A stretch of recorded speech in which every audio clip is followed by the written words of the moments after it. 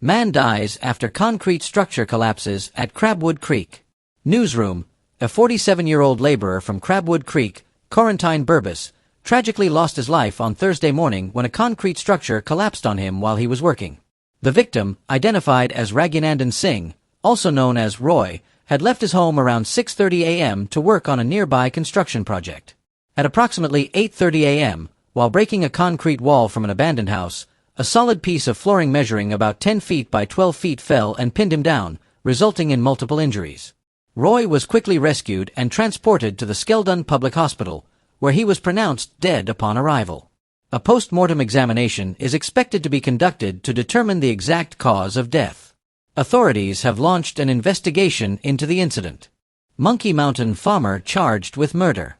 Blanton Leonard Fidel, also known as Simon, a 28-year-old farmer from Monkey Mountain, North Pacaramas, was arrested on January 27, 2025, and charged with the murder of Edson Edwards. The accused appeared via Zoom at the Madhya Magistrates Court before Senior Magistrate Clive Nurse, where the charge was formally read to him. He was not required to enter a plea and has been remanded to prison. The next court date is set for April 23, 2025, for the disclosure of statements and reports related to the case. Police investigating death of 77-year-old pensioner in Gode Bannanan Land, East Kange. At approximately 10:30 HRS today, Thursday, an anonymous caller reported to police in Burbus that he witnessed a man choking another individual on the road.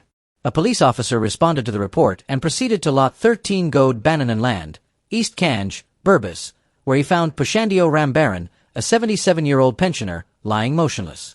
Rambaran was transported to the New Amsterdam Public Hospital, where the doctor on duty pronounced him dead. The suspect, Ramjit Ranlal, a 48-year-old security guard from Adelphi Village, East Kange, Burbus, has been arrested and is currently in custody assisting with the investigation. President Irfan Ali expresses condolences following tragic air collision in Washington, D.C. President Irfan Ali expressed his deep sadness upon learning of the tragic air collision in Washington, D.C., which resulted in the loss of lives. On behalf of the government and people of Guyana, he extended heartfelt condolences to President Donald Trump, the government, and the citizens of the United States. This is a national tragedy that goes beyond the grief experienced by the families of the victims. The impact of this event resonates throughout the entire American nation, stated President Ali. He emphasized that during this heart-wrenching time, Guyana stands in solidarity with the American people, sharing their pain and mourning the victims. The president offered support and condolences to all those affected by this tragedy. Our hearts and prayers are with the families of the victims, President Ali concluded. Annandale murder suspect succumbs to injuries. Bidraj Ganesh, known as Boy, the man accused of brutally murdering his wife, Bibi Fazila Ali, at his Annandale, East Coast Demerara home, has succumbed to his injuries. The incident occurred on Wednesday, January 29, 2025, when Ganesh attempted to take his own life following the attack. Police Commander of Region 4C, Ewart Ray, confirmed to the newsroom that Ganesh died while receiving medical attention at the Georgetown Public Hospital on Thursday morning, where he was under police guard. Reports indicate that Ali was murdered shortly after she was noted as absent from the Annandale Primary School, where she worked. She had endured years of abuse at the hands of Ganesh, with the couple having been together for 8 years. Just 1 month prior to the incident, Ali had parted ways with him. Following the murder, Ganesh fled the scene in a taxi but was subsequently apprehended at the Enterprise Cemetery. 20-year-old Ronaldo Alder charged with multiple offenses. Ronaldo Alder, a 20-year-old, was arrested on January 28, 2025, and charged today with 4 offenses, including 2 counts of assault peace officer against Police Constable Budraj, 2 counts of resist peace officer against Police Constable Day. The charges were laid under Section 28B of the Summary Jurisdiction Offences Act, Chapter 802. During his appearance at the Fort Wellington Magistrates Court before Magistrate R. Mohabir, Alder initially pleaded guilty to all charges. However, after providing an explanation, the magistrate changed his plea to not guilty. Alder was remanded to prison, and the matter has been adjourned to February 13, 2025, for statements. 19-year-old charged for assaulting police officer, remanded to prison. Antonio Abrams, a 19-year-old resident of Paradise Village, West Coast Burbus, was arrested on January 28, 2025, and charged today with the following offenses. Assault peace officer. resist peace officer. Abrams is accused of committing these offenses against Police Constable 24889 Day. The charges were laid under Section 28B of the Summary Jurisdiction Offenses Act, Chapter 802. During his appearance at the Fort Wellington Magistrates Court before Magistrate R. Mohabir, Abrams initially pleaded guilty to both charges. However, following his explanation, the magistrate changed the plea to not guilty. As a result, Abrams was remanded to prison, and the matter has been adjourned to February 13, 2025, for statements. Update photo: elderly miner dies after pit collapses. Source: Guyana News. A family is in mourning after a tragic incident claimed the life of a 70-year-old miner, Emmanuel Jeffrey, also known as Dominic. The accident occurred on Tuesday at Thomas Island, Peruni River, Region 7, when a pit collapsed, burying him. In an interview with Guyana News, Jeffrey's older brother, 71-year-old Lionel Jeffrey, expressed shock and grief over the loss. "It was very shocking to me when I heard about it. I hadn't seen him in a long time, about 2 to 3 years. Now I can hardly bear it," he said.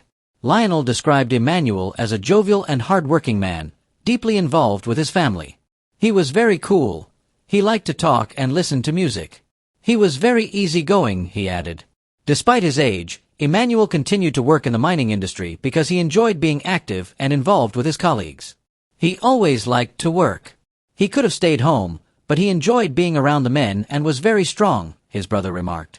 The family is left to grapple with this sudden loss, remembering a man who was not only a dedicated worker but also a loving grandfather who cared deeply for his family. Accused trailer parts thief stabs man for exposing him. Source: Guyana News. A 39-year-old businessman remains in critical condition after being stabbed multiple times on Tuesday by a man he accused of stealing parts from his trailer. The victim, Sean Maxwell, owner of Marathon Investments, was attacked at an Ital shop located at 9 to 10 Rosemary Lane, South Cummingsburg, Tiger Bay. Reports indicate that Maxwell confronted the suspect after arriving at the shop, but according to his wife, he did not directly address the man or initiate an argument. Instead, he began to expose the alleged theft to other patrons, showing evidence from his phone. The suspect, who was reportedly caught with the stolen items, reacted violently, pulling a knife and inflicting several stab wounds on Maxwell, including to his neck and body. Following the attack, Maxwell was rushed to a city hospital for treatment of his injuries. The police have confirmed that he sustained stab wounds to the back of his neck and right hand. The suspect, known informally as Sean, fled the scene and is currently on the run. Authorities are actively searching for him, as he is no stranger to the law and has a criminal record. Investigations into the incident are ongoing. Police investigate break-and-enter at Andrews Supermarket. Prime News Guyana. Police are investigating a break-and-enter and larceny at Andrews Supermarket, located at Lot 44 to 45 Robb and Light Streets, Georgetown. The incident occurred between 10 p.m. last night and 7:45 a.m. this morning, with unknown suspects escaping with an undisclosed amount of cash. The supermarket is a 4-story concrete structure in an unfenced compound. The first floor has a supermarket secured by a double glass door, zinc shutters, and padlocks. The second floor contains the MoneyGram office and the manager's office, while the third and fourth stories are for storage, secured by internal metal doors. There were no security guards on duty during the incident. The 34-year-old store manager reported that he was the last to leave around 10 p.m., ensuring the building was secure. Upon returning at 7:45 a.m., he found the storage bond door open and discovered that the roof had been cut.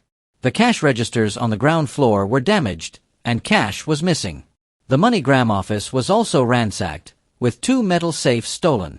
Authorities are questioning individuals in the area as investigations continue. Investigation underway in murder of 16-year-old girl in Baramata.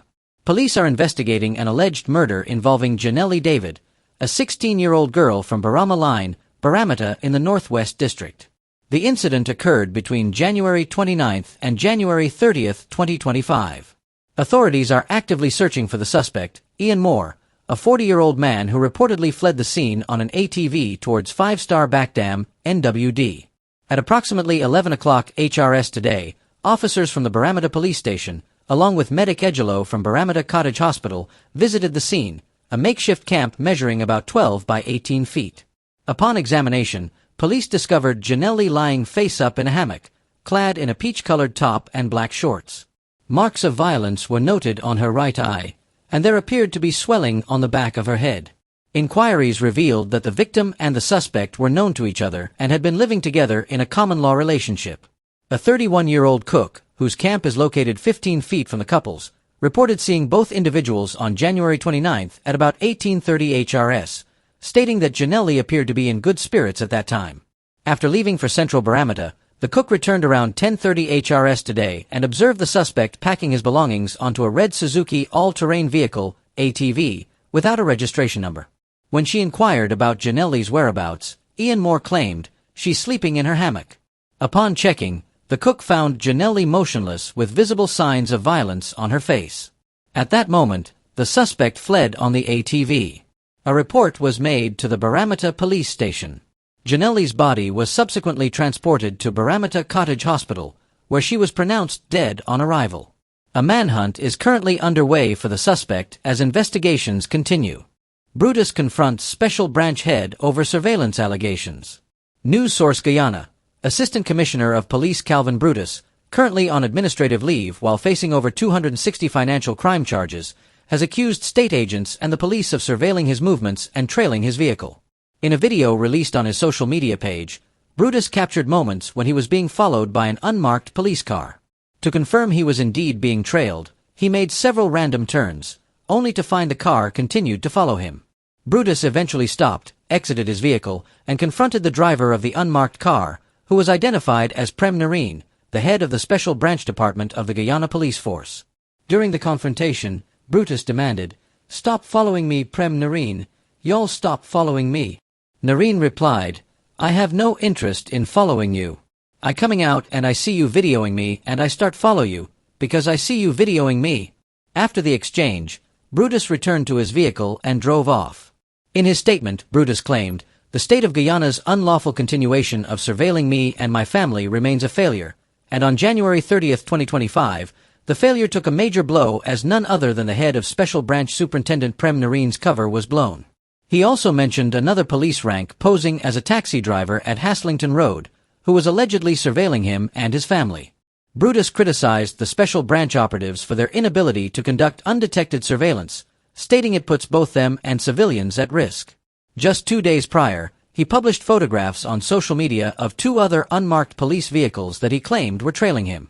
As he faces multiple charges, Brutus has also taken legal action against the government and the police force regarding the police force's diversity policy, which he alleges is discriminatory.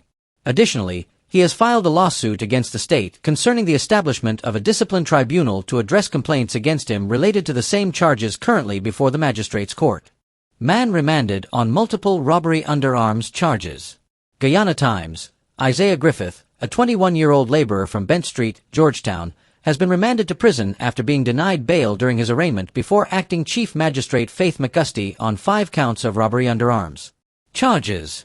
On December 17, 2024, Griffith, while armed with a gun, allegedly robbed Alfred Chinos of an iPhone valued at $220,000.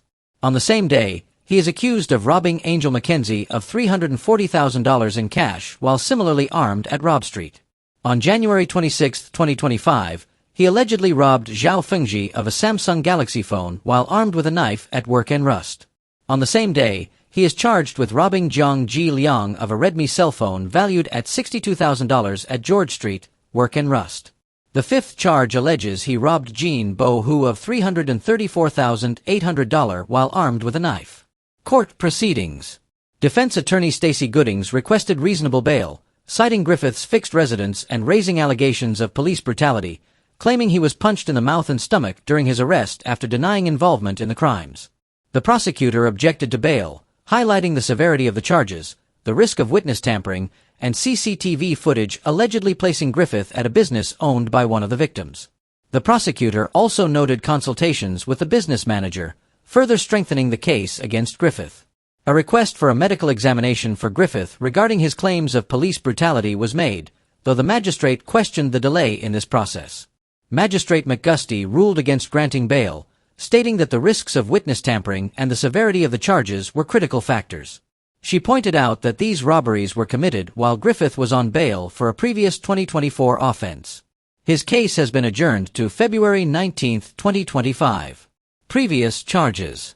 In July 2024, Griffith, along with 3 others, was charged in connection with firearms and ammunition found at Cotton Tree, West Coast, Burbus. They were alleged to have been in possession of a .32 Taurus pistol and live ammunition. Griffith was granted bail in that case but was arrested again, leading to the current charges. Woman maimed for life after brutally chopped by sickly husband, court hears. Source: Kaiser News. A 74-year-old woman, Deanna Bourne, is now maimed for life following a brutal attack by her 68-year-old husband, Keith Williams, on November 10, 2024. The incident occurred while Bourne was sleeping at their residence on El Dorado Avenue, South Ruimveldt, Georgetown. She sustained severe injuries to her head, hands, face, and breast, including a broken jaw. Williams was charged with attempted murder and remanded to prison after a court appearance on November 13, 2024. During a recent hearing, his attorney sought bail, citing Williams' medical condition, including an enlarged prostate that requires urgent care. The defense argued that he poses no flight risk, noting that Bourne has since been discharged from the hospital.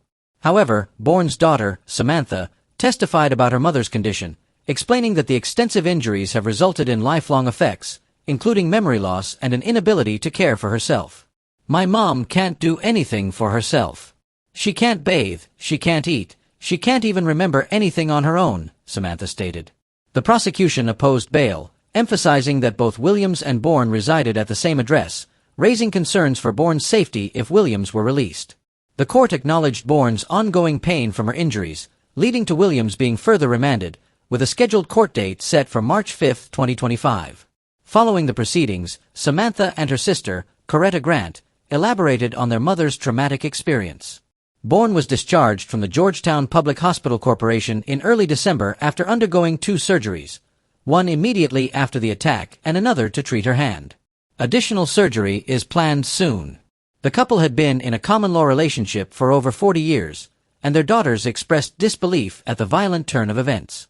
Imagine your own father doing that to your mother, Coretta remarked, highlighting the family's trauma, especially that of Bourne's 17-year-old granddaughter, who discovered her grandmother in a critical state.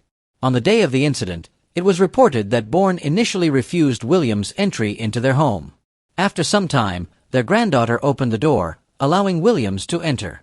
An argument ensued, after which Williams retrieved a cutlass from his vehicle and returned to the bedroom, where he attacked Bourne before attempting to flee.